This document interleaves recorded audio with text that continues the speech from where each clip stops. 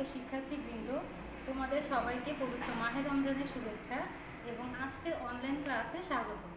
আমি শিরিন সুলতানা, সহকারী শিক্ষক, Ahmed Bawani academy school and college. শিক্ষার্থীবৃন্দ, তোমরা সবাই কেমন আছো? আশা করছি তোমরা সবাই ভালো আছো। প্রিয় সপ্তম শ্রেণীর শিক্ষার্থীবৃন্দ, আমরা কিন্তু গত ক্লাসে তোমাদের বিজ্ঞান বইয়ের ষষ্ঠ অধ্যায় অর্থাৎ পদার্থের গঠন থেকে কিছু বিষয় নিয়ে আলোচনা করেছি। তো আমরা ওই অধ্যায়েরই পরবর্তী কিছু বিষয় পর্যায়ক্রমে আলোচনা করব। তো আমরা কিন্তু গত ক্লাসে বিভিন্ন পদার্থের বৈশিষ্ট্য সম্পর্কে জেনেছি। তার মধ্যে ছিল মৌলিক পদার্থ, যৌগিক পদার্থ এবং মিশ্র পদার্থ। এছাড়াও আমরা ডাল্টনের পরমাণুবাদ নিয়ে আলোচনা করেছি। এরপরে পরমাণুতে যে 3 ধরনের কণিকা পাওয়া যায়, ইলেকট্রন, প্রোটন, নিউট্রন, সেই সম্পর্কেও আমাদের আলোচনা হয়েছে। তো আজকে আমাদের আলোচ্য বিষয়ের বস্তু হচ্ছে প্রতীক এবং সংকেত। তো চলো আমরা কাজটি শুরু করি। তো প্রতীক কি? প্রথমে আমাদের জানতে হবে যে প্রতীক কি এবং এটি কেন ব্যবহার করা হয়। তো দেখো, আমাদের প্রত্যেকেরই কিন্তু নাম রয়েছে, নিজস্ব নাম রয়েছে। তো এই পর্যন্ত আবিষ্কৃত 118টি মৌলের প্রত্যেকেরই আলাদা আলাদা নাম রয়েছে এবং এই যে এতে তাদের নাম, এই নামগুলি ইংরেজি নাম বা ল্যাটিন নাম হতে পারে। তো মৌলগুলিকে সহজে এবং সংক্ষিপ্তভাবে প্রকাশ করার জন্য প্রতীক ব্যবহার করা হয় এবং প্রত্যেকটি মৌলের জন্যই আলাদা আলাদা প্রতীক রয়েছে। তো একটি প্রতীক দিয়ে কিন্তু একাধিক মৌলকে প্রকাশ করা হয় না। তো চলো আমরা প্রতীকের সংজ্ঞাটি একটু লিখে নেই।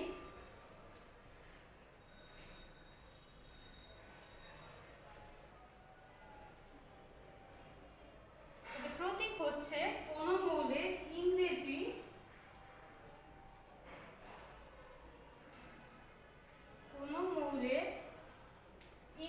বা ল্যাটিন নামের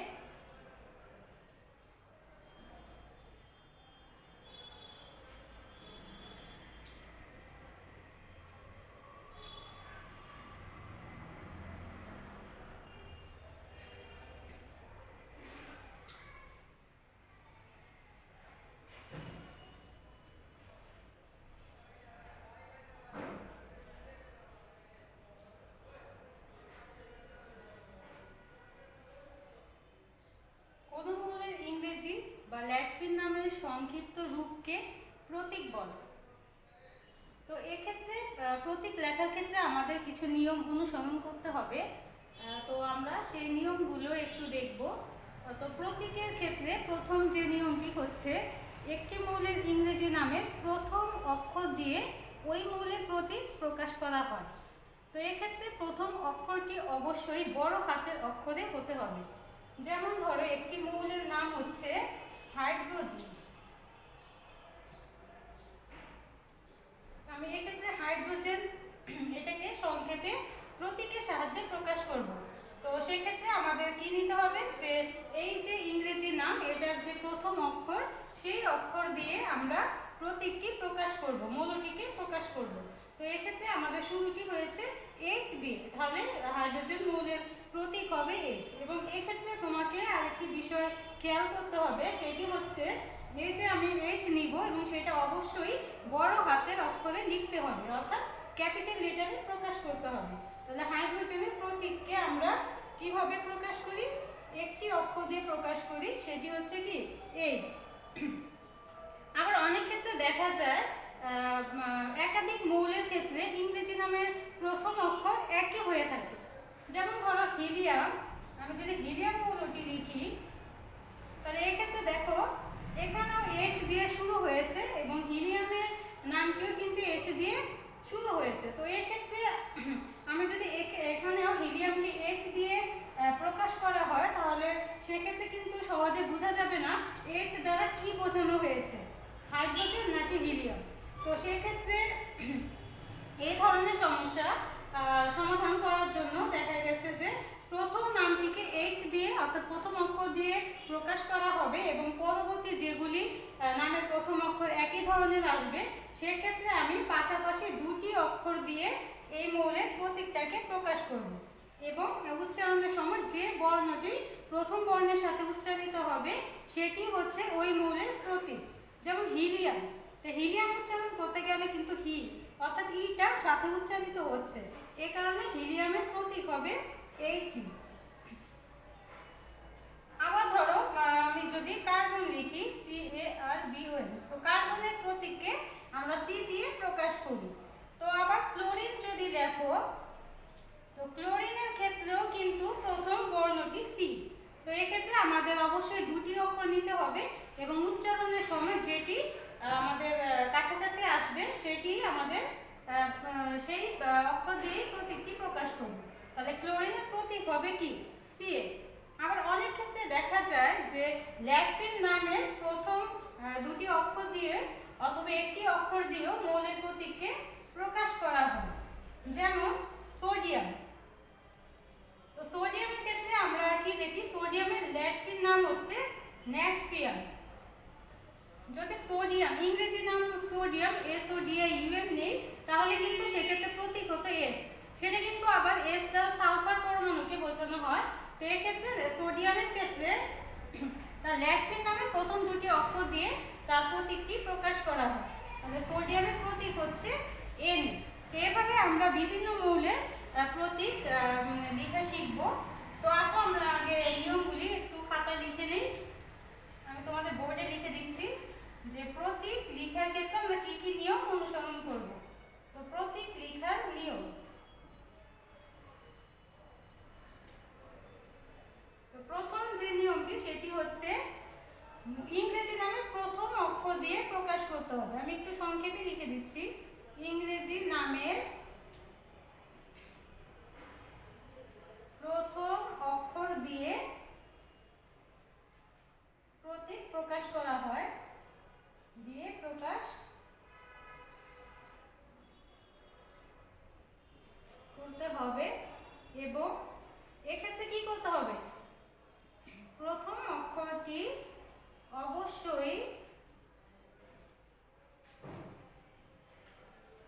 অবশ্যই ইংরেজি বর্ণমালার বড় হাতের অক্ষরে লিখতে হবে, বড় হাতের অক্ষরে লিখতে হবে।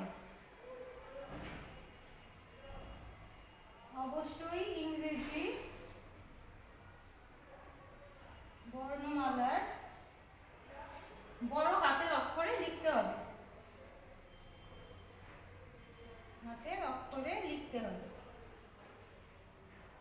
তো এটার উদাহরণ কিন্তু আমি একটু আগেই তোমাদের দেখিয়েছি, যেমন হাইড্রোজেনের প্রতীককে এইচ দিয়ে প্রকাশ করা হয়। এরপরে হচ্ছে পরবর্তী নিয়ম হচ্ছে, অনেক ক্ষেত্রে দেখা যায় যে একই অক্ষর দিয়ে দুটি মৌলকে মানে দুটি মৌলের নাম শুরু হয়, সেক্ষেত্রে আমরা কি করব দেখো, যদি দুই বা দুইয়ের অধিক মৌলের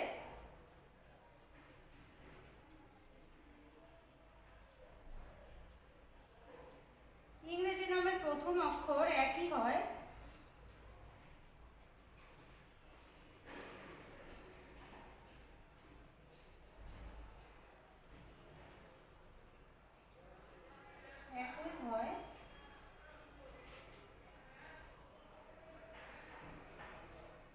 তাহলে একটি মৌলকে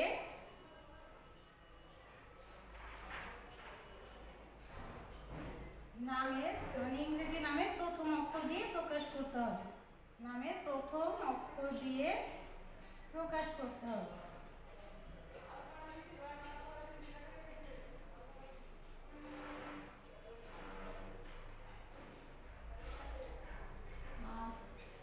অন্যান্য মৌলকে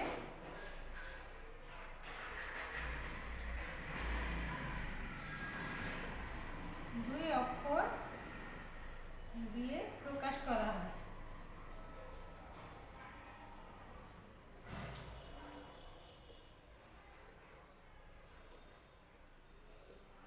দেখো কি লিখেছে, যদি দুই বা দুইয়ের অধিক মৌলের ইংরেজি নামের প্রথম অক্ষর একই হয়, যেমন একটু আগে বললাম যে হাইড্রোজেন এবং হিলিয়াম দুটারই কিন্তু প্রথম শুরুটা হয়েছে এইচ দিয়ে।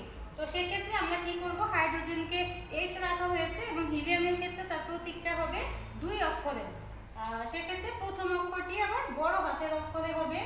যখন দুই অক্ষর আসবে তখন প্রথম অক্ষরটি বড় হাতের অক্ষরে লিখব। প্রথম অক্ষরটি বড় হাতে অর্থাৎ ক্যাপিটাল লেটার হাতের, এবং পরবর্তী যে অক্ষরটি এবং দ্বিতীয় অক্ষরটি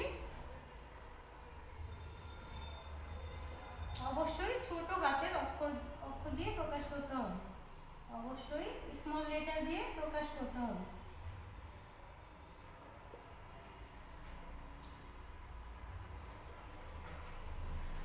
দিয়ে প্রকাশ করতে হবে।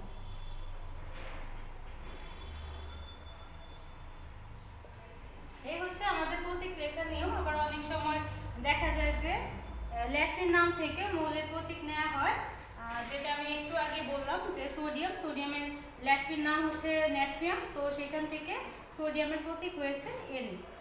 তো তোমরা এগুলি খাতা তুলে নাও, তো পরবর্তীতে তোমাদের জন্য মৌলের প্রতীক লিখতে সুবিধা হবে। তো এখন আমরা কিছু মৌলের প্রতীক লিখে নিব, যেটা তোমাদের বইতে দেয়া আছে।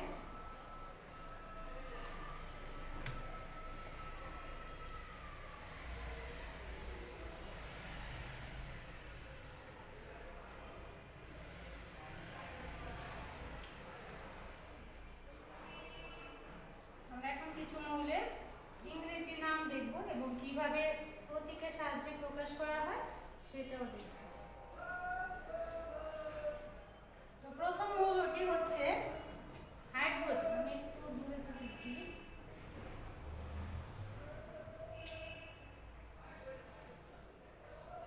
মৌলের ইংরেজি নাম, এরপরে হচ্ছে ওই মৌলটির প্রতীক। আমাদের প্রথম মৌলটি হচ্ছে হাইড্রোজেন। হাইড্রোজেনের ইংরেজি নাম হচ্ছে HYDROGN। এই ক্ষেত্রে আমরা কি করব, নামের শুরু হয়েছে H দিয়ে, প্রতীক হবে H। এর পরবর্তী মৌলটি হচ্ছে হিলিয়াম। তো হিলিয়ামের ক্ষেত্রে HELIUM। তো হিলিয়ামকে আমরা HE দিয়ে প্রকাশ করব। এর পরবর্তী মৌলটি হচ্ছে লিথিয়াম। লিথিয়ামের ক্ষেত্রে ALITHIUM। এখানে আমাদের কি দুই অক্ষরের প্রতীকটি হবে, সেটি হচ্ছে L। এর পরবর্তী মৌলটি হচ্ছে বেরিলিয়াম। Beryllium BERYLLIUM, beryllium. তো এই ক্ষেত্রে আমরা নিব BE। তার পরবর্তী মৌলটি হচ্ছে বোরন। BORON। এই ক্ষেত্রে আমরা প্রতীক হবে এক অক্ষর, শুধু B। এর পরবর্তী মৌলটি হচ্ছে কার্বন, CARBON, এবং এটার প্রতীক হবে C। এর পরবর্তী মৌল হচ্ছে অক্সিজেন। অক্সিজেন হচ্ছে OXYGEN। অক্সিজেনের প্রতীক হচ্ছে O। এরপরে আছে নাইট্রোজেন। তো যেহেতু আমি অক্সিজেনটা আগে লিখেছি, যাই হোক আমি একটু এলোমেলোভাবে লিখছি, পারমাণবিক সংখ্যা অনুযায়ী নয়। নাইট্রোজেন অক্সিজেনের আগে হবে, তো সমস্যা নেই, তোমরা শুধু নামগুলি মনে রাখবে। তো নাইট্রোজেনকে N দিয়ে প্রকাশ করা হবে। এই হচ্ছে মোটামুটি এই কয়েকটি প্রতীক তোমাদের শিখতে হবে। এছাড়াও আরও কয়েকটি মৌলের প্রতীক আমাদের লাগবে, কারণ আমরা যখন সংকেত লিখব তখন সেই প্রতীকগুলি আমাদের মানে জানা থাকতে হবে। তো আমি উপরেরগুলি মুছে দিচ্ছি।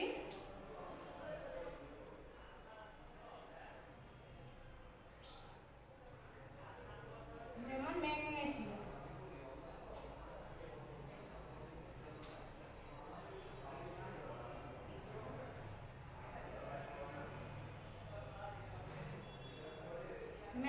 ম্যাগনেসিয়ামের প্রতীক হবে Mg। এরপর আরো কিছু মৌল মৌলের প্রতীক তোমরা লিখে নাও, যে ম্যাগনেসিয়াম, এরপরে ধরো ক্লোরিন, তো ক্লোরিনের ক্ষেত্রে আমরা প্রতীক লিখবো হচ্ছে সি। এরপরে ধরো ক্যালসিয়াম,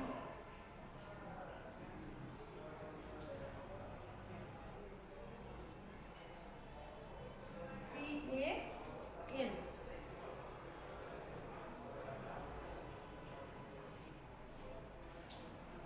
ক্যালসিয়ামের প্রতীক হচ্ছে সি। তো এই ছিল মোটামুটি ইংরেজি নামের প্রথম এক অক্ষর অথবা দুই অক্ষর বিশিষ্ট মৌলের প্রতীক। এখন আমরা কিছু মৌলের ল্যাটিন নাম এবং তাদের প্রতীক দেখে নিব। তো আশা করছি তোমাদের এগুলি লেখা শেষ। আমরা একটু বোর্ডটা পরিষ্কার করে নিই।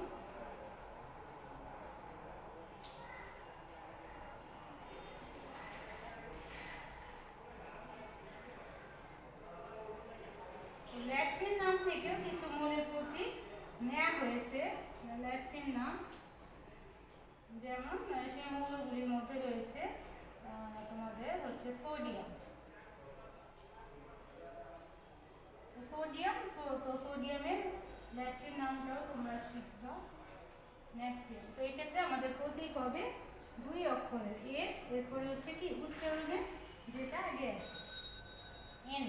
এভাবে আমরা সোডিয়ামের প্রতীক লিখব। এরপরে হচ্ছে পটাশিয়াম। পটাশিয়ামের ল্যাটিন নাম হচ্ছে ক্যালিয়াম। দেখো পটাশিয়ামকে কিন্তু আমরা পি দ্বারা প্রকাশ করি না, কারণ পি দিয়ে আবার ফসফরাস মৌলকে প্রকাশ করা হয়। তো এই ক্ষেত্রে পটাশিয়ামের ক্ষেত্রে ল্যাটিন নাম কি নেওয়া হয়েছে এবং এখান থেকে তার প্রথম বর্ণটি হচ্ছে কি কে। এরপরে আরো কিছু মৌল আছে যেমন আয়রন। তো আয়রনের ক্ষেত্রে আয়রন তো আই হওয়ার কথা, কিন্তু আই দিয়ে আবার আয়োডিনকে বোঝানো হয়, এজন্য এটা ল্যাটিন নাম থেকে এই মৌলের প্রতীকটি লেখা হয় এফি। এরপরে আছে কি কপার। কপারের নামও তার ল্যাটিন নাম থেকে নেওয়া হয়েছে সি। তো মোটামুটি এই প্রতীকগুলি তোমরা মনে রাখবে। তো এখানে দেখো যে সোডিয়ামের এনএ, পটাশিয়ামের কে, আয়রনের প্রতীক হচ্ছে এফি এবং কপারের প্রতীক হচ্ছে সি। এই ছিল আমাদের প্রতীক। এবার আমরা এর পরবর্তী যে টপিক তোমাদের বইতে রয়েছে সেটি হচ্ছে সংকেত। তো এখন আমরা সংকেত, কিছু মৌলের সংকেত, কিছু যৌগের সংকেত লেখা দেখব এবং এই যৌগগুলির সংকেত তোমাদের মনে রাখতে হবে। তো আসলে সংকেতটা কি? তো সংকেত লেখার ক্ষেত্রে কিন্তু আমাদের প্রতীক ব্যবহার করতে হয়, অর্থাৎ প্রতীকের মাধ্যমে একটি যৌগকে আমরা সংক্ষেপে প্রকাশ করব। তো সেই সংক্ষিপ্ত রূপটাই হচ্ছে কি সংকেত, অর্থাৎ প্রতীকের মাধ্যমে যৌগের নামের সংক্ষিপ্ত প্রকাশ।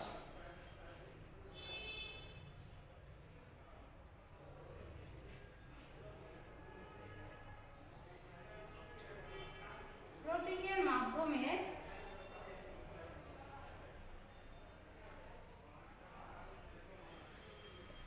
যৌগের, আর প্রতীকটা হচ্ছে মৌলের সংক্ষিপ্ত প্রকাশ, আর এটা হচ্ছে যৌগের বা যৌগিক পদার্থের সংক্ষিপ্ত প্রকাশ।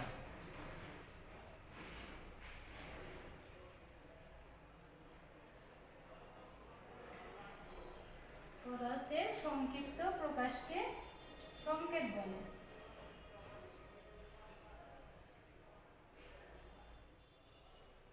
সংক্ষিপ্ত প্রকাশকে কি বলে? সংকেত বলে।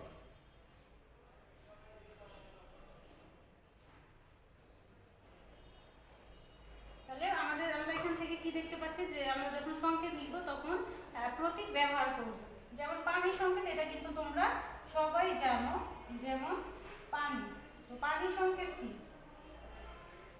পানির সংকেত হচ্ছে H2O। তাহলে এই যে সংকেত থেকে আমরা কি জানতে পারি যে একটা অণুতে কয়টি পরমাণু আছে সেটা কিন্তু, এবং কি কি পরমাণু আছে সেটা সংকেত থেকে আমরা জানতে পারবো। যেমন পানির সংকেত H2O, এখান থেকে আমরা দেখতে পাচ্ছি যে পানির অণুতে দুটি হাইড্রোজেন পরমাণু এবং একটি অক্সিজেন পরমাণু রয়েছে। তো আরো কিছু যৌগের সংকেত আমি লিখে দিচ্ছি।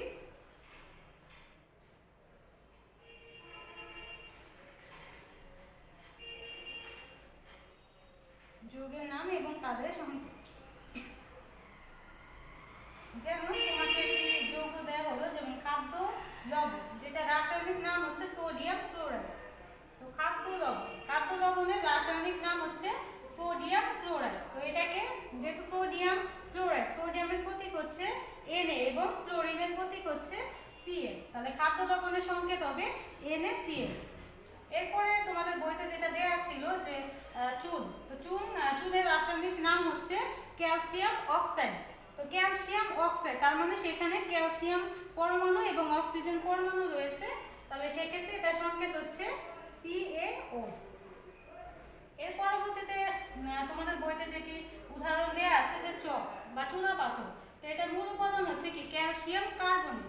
তার মানে চকের মধ্যে ক্যালসিয়াম কার্বন এবং অক্সিজেন পরমাণু দ্বারা গঠিত যে যৌগ ক্যালসিয়াম কার্বনেট রয়েছে এবং সেটা সংকেত হচ্ছে CaCO3। এরপরে রয়েছে মিথেন গ্যাস।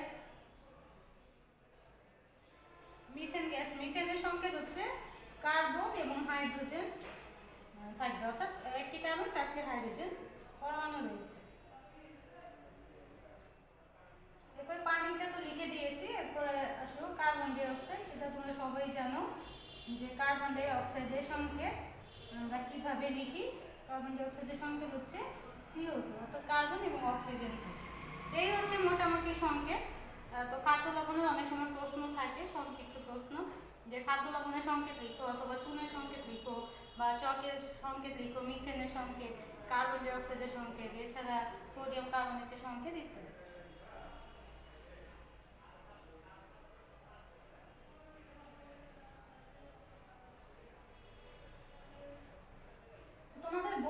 তোমাদের বই অনুশীলনীর একটি সৃজনশীল প্রশ্ন ছিল, সেখানে দেয়া ছিল যে এরকম একটা বক্স আছে, তোমরা বইটিতে দেখবে তোমাদের উদ্দীপকটা কিভাবে দেয়া ছিল। তো এখানে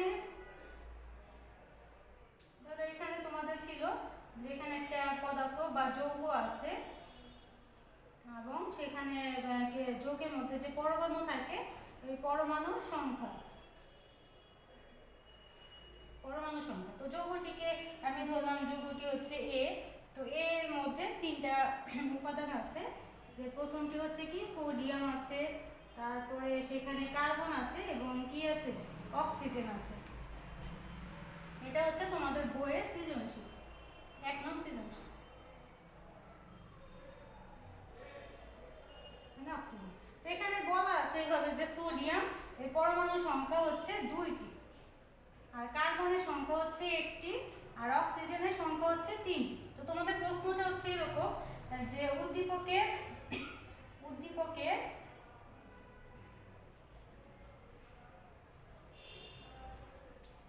এই যৌগের সংকেত এবং তার রাসায়নিক নাম লিখো, বা এই যৌগটির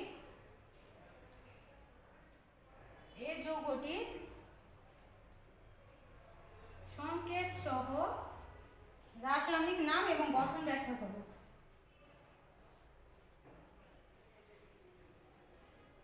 নাম এবং গঠন ব্যাখ্যা করো।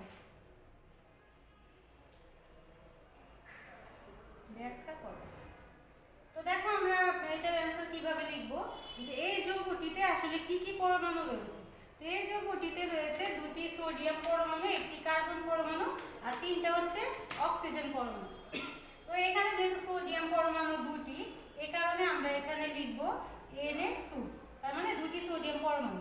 এবং এখানে কার্বন পরমাণু রয়েছে কয়টি, 1টি, এই কারণে কি দিলাম 1 লিখেছি। আর হচ্ছে এখানে অক্সিজেন পরমাণু হচ্ছে 3টি।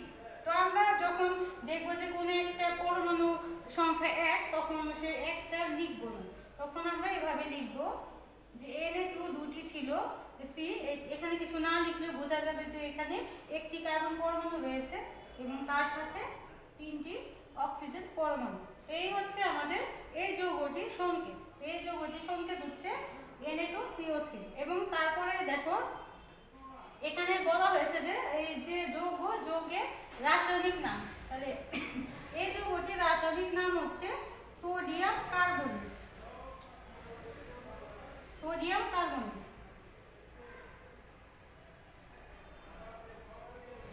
তো দেখো আমাদের কিন্তু প্রথম অংশটুকু লেখা শেষ, যে আমরা প্রথমে সংকেতটা পরমাণু দিয়ে সাজিয়ে লিখবো, এরপরে তার নামটা লিখেছি। তো এখন বলা হয়েছে যে গঠন, গঠন আসলে এখানে কিভাবে কয়টি পরমাণু আছে এবং কিভাবে যুক্ত হয়েছে। তো এখানে আমরা দেখতে পাচ্ছি যে 2টি সোডিয়াম, 1টি কার্বন এবং 3টি অক্সিজেন আছে, এবং এই যৌগের কিন্তু 2টি অংশ রয়েছে। একটি হচ্ছে ধনাত্মক অংশ আর একটা হচ্ছে কি ঋণাত্মক অংশ। তো ধনাত্মক অংশ হচ্ছে কি, ধনাত্মক অংশ হচ্ছে এখানে Na+, ঠিক আছে। তো 2টি সোডিয়াম আয়ন আছে, এবং ঋণাত্মক অংশ কিভাবে গঠিত হয়েছে দেখো। তো আগে আমি প্রথমে ঋণাত্মক অংশটির নাম প্রথমে লিখে দিচ্ছি। তো এখানে ঋণাত্মক অংশ কোনটি, এই যৌগের ঋণাত্মক অংশ হচ্ছে CO3 2-, অর্থাৎ একটি কার্বন 3টি অক্সিজেন পরমাণুর সাথে যুক্ত হয়ে কার্বনেট আয়ন গঠন করে। তাহলে এই যৌগমূলকটির নাম হচ্ছে কার্বনেট, কার্বনেট আয়ন। তার মানে কি একটি কার্বন 3টি অক্সিজেন পরমাণুর সাথে যুক্ত হয়ে কার্বনেট আয়ন গঠন করে, এবং এই কার্বনেট আয়ন ও ধনাত্মক সোডিয়াম আয়নের মধ্যে আকর্ষণের মাধ্যমে সোডিয়াম কার্বনের যৌগটি গঠিত হয়েছে। তো তোমরা নিজেদের মতো করে লিখবে। তো মূল বিষয়গুলি যেটা ছিল সেটা আমি বলে দিয়েছি, এর পরবর্তীতে তোমরা সেটা কতটুকু বুঝেছো সেই অনুযায়ী তোমরা ব্যাখ্যাটা লেখার চেষ্টা করবে। তো এই টাইপের তোমাদের প্রশ্ন থাকবে। আবার অনেক সময় দেখা যায় যে এখানে আমি সোডিয়াম লিখেছি, সোডিয়ামের পরিবর্তে আমি ক্যালসিয়াম দিলাম এবং তার সংখ্যা বললাম 1টি, আর কার্বন আছে ধরো 1টি, আর অক্সিজেন হচ্ছে কয়টি, 3টি। তাহলে এই উপাদানগুলি দিয়েও কিন্তু আমি একটি সংকেত লিখতে পারি। তো সেটা হচ্ছে কি ক্যালসিয়াম 1টি, এ কারণে আর 1 লিখলাম না। এরপরে কার্বনের সংখ্যা 1টি, এখানেও আমি 1 উল্লেখ করিনি, আর অক্সিজেন হচ্ছে 3টি। তাহলে এই হচ্ছে আরেকটি সংকেত, এবং এটার নাম আমি একটু আগেই লিখে দিয়েছিলাম, যেটা হচ্ছে কি ক্যালসিয়াম কার্বনেট।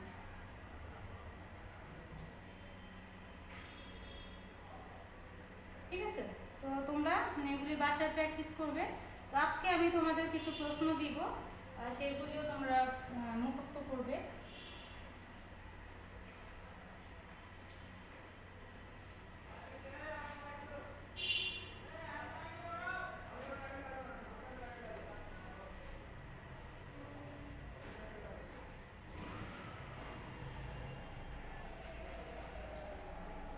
প্রথম প্রশ্ন হচ্ছে প্রতীক কাকে বলে, বা প্রতীক কি, প্রতীক কেন ব্যবহার করা হয়, কেন ব্যবহার করা হয়।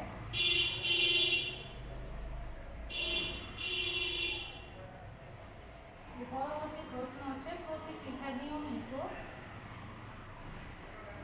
লিখে বা লেখার নিয়ম কি কি, নিয়ম। পরবর্তী প্রশ্ন হচ্ছে সংকেত কি,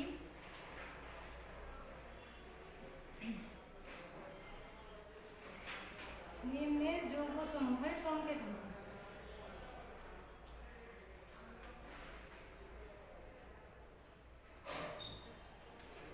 যৌগগুলি আমি একটু বাংলায় লিখে দিচ্ছি। খাদ্য লবণ, এটা সংকেত লিখবে, চুনের সংকেত লিখবে, চকের সংকেত লিখবে, এরপরে পানি, যেগুলি পড়ানো হয়েছে তার মধ্যে থেকে দিলাম কার্বন ডাই অক্সাইড ইত্যাদি, এগুলো সংকেত তোমরা শিখবে। এরপরে প্রশ্ন হচ্ছে যে হাইড্রোজেন ও H2 এর মধ্যে পার্থক্য লিখবে, মধ্যে পার্থক্য কি, পার্থক্য লিখবে। আরেকটি প্রশ্ন, সেটি হচ্ছে পানিকে সার্বজনীন ধ্রুবক বলা হয় কেন, জনীন ধ্রুবক বলা হয় কেন। তো আমি কিন্তু 1 থেকে 3 পর্যন্ত আলোচনা করেছি। তো 4 নম্বর কিন্তু পূর্বের ক্লাসে আলোচনা হয়েছিল যে H দ্বারা একটি পরমাণু আর H2 দ্বারা একটি অণুকে বোঝানো হয়, অর্থাৎ অণু এবং পরমাণুর মধ্যে পার্থক্যটা যদি তোমরা ভালোভাবে পারো তাহলে এটা অ্যান্সার লিখতে পারবে। আর এখানে লাস্ট কোশ্চেন ছিল যে পানিকে সার্বজনীন ধ্রুবক বলা হয় কেন, কারণ হচ্ছে দ্রাবক মানে কি, দ্রাবক হচ্ছে দ্রাবক দিয়ে আমরা কি দ্রবণ তৈরি করি, অর্থাৎ দ্রবণ তৈরি করার জন্য আমাদের দুটি উপাদান লাগে, একটি হচ্ছে দ্রাবক আর একটি হচ্ছে দ্রবক। তো দ্রবক জৈব হতে পারে, অজৈব হতে পারে। তো পানি এমন একটা দ্রাবক, সরি দ্রবক না দ্রাবক হবে, পানি এমন একটি দ্রাবক যেটা জৈব এবং অজৈব উভয় দ্রবকে দ্রবীভূত করতে পারে। পানি এমন একটি দ্রাবক যেটা জৈব এবং অজৈব উভয় দ্রবকে দ্রবীভূত করতে পারে। যেমন জৈব দ্রবক কি? লবণ। তো লবণ কিন্তু পানিতে দিলে সেটা কি পানিতে দ্রবীভূত হবে। আবার ধরো চিনি, লবণ হচ্ছে একটি অজৈব দ্রবক। লবণ অজৈব দ্রবক, এই অজৈব দ্রবক যদি পানিতে দেয় সেটা পানিতে দ্রবীভূত হবে। আবার একটি জৈব দ্রবক যেমন চিনিকে পানিতে দিলেও কিন্তু সেটি দ্রবীভূত হবে। যেহেতু উভয় দ্রবকে দ্রবীভূত করে, সে কারণে পানিকে সার্বজনীন দ্রাবক বলা হয়। তো আশা করছি তোমরা আজকের বিষয়বস্তু সম্পর্কে ভালো ধারণা নিয়েছো। তো আমি আগামী ক্লাসে নতুন অধ্যায় নতুন একটি টপিকস নিয়ে আলোচনা করব। তো সেই পর্যন্ত সবাই ভালো থেকো। আজকে এই পর্যন্তই, আল্লাহ হাফেজ।